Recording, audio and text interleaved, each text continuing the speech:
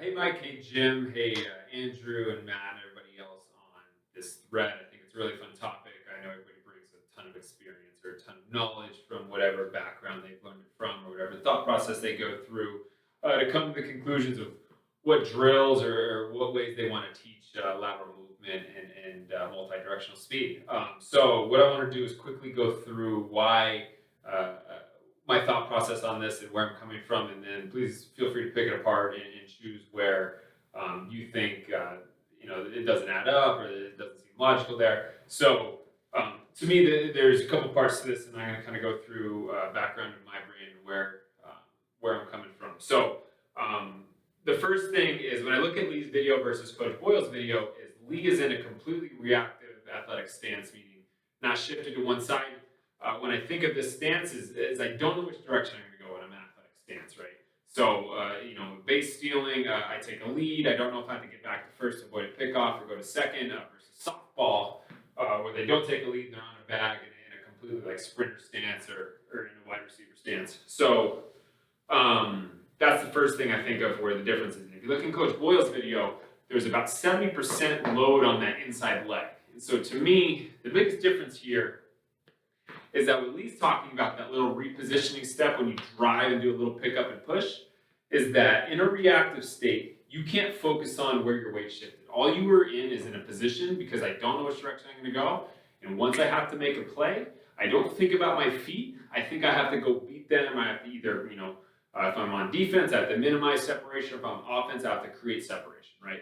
So I'm not thinking about, is my weight shifted on this leg versus that leg. I'm in a position and I go, right? So that's the context I come from when teaching in a reactive state. For Coach Boyle's video, they're already in that lean. So if you think of, to me, a 5-10-5, I probably want a little bit of weight shifted to the side I'm going to go because I want to use both legs if I know I'm going that way, right? Or if I know I'm going that way, I'm just going to turn and go in that direction. So that's a big part of it for me is that if you're teaching in a reactive state, I'm going to start from this position because I don't know which way I'm going to go. I want to be hips back in that, kind of a comfortable feel where I know I can explode. And then let's say if I go that way, there's going to be a little pick up and go. And why I say that is when you put an athlete in that position, I say 99.99% of the time, if you tell them in that position, if they don't know which direction they're going to go and you make them go one way, there's going to be that little pick up and go that Lee talked about. Now, that complete turn out of the foot is what he's referring to, similar to base stealing, where I'm going to completely turn and go, and that foot does a little pick up and turn versus like in basketball, if I have to stay in front of somebody, it might be a pickup, but I might actually not turn my foot as much because I need to use more lateral force to go sideways. So my challenge to you guys is to take a video of a bunch of athletes or a group of athletes, put them on the line or stack them up in a similar way and just either point left or right and make them all go. Videotape their feet or their pattern and have them start in this stance.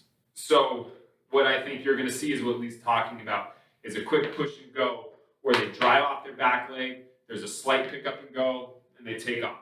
I never teach that. I just put them in a position and say go. As long as their hips are back and their shoulders are leaning forward a little bit, I think they just do this naturally. Now, if they get tall, that's where some funky stuff happens and it looks uncoordinated and not fluid. Now, if you want to teach what Coach Boyle's doing, where you shift to one side and you do a big leg drive and come across, I think you're just working on power. I don't think that's in a reactive state.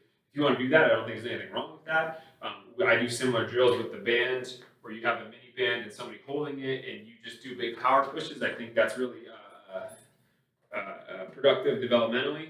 But if you want to teach in a reactive state, I think what Lee's talking about is where you're going to do a push and go is what actually happens. And so again, take a group of athletes. I think they're going to do exactly what Lee's talking about. Doesn't mean anybody's right or wrong here. I just think that's the differences to me in the conversation. It's a similar where you think of the plyo step. If I'm in this position, I don't know which direction I'm going. All of a sudden, I need to sprint forward. There's going to be that little bit of that plyo step that initiates the start, and then you go versus where somebody teaches, no, you don't take a backward step. You just drive and go. Put them in a reactive situation. Have them all put their toes on the line. say go, I think you're going to see pretty much every single one of your athletes do that plyo step. Now, your decision whether or not that's okay.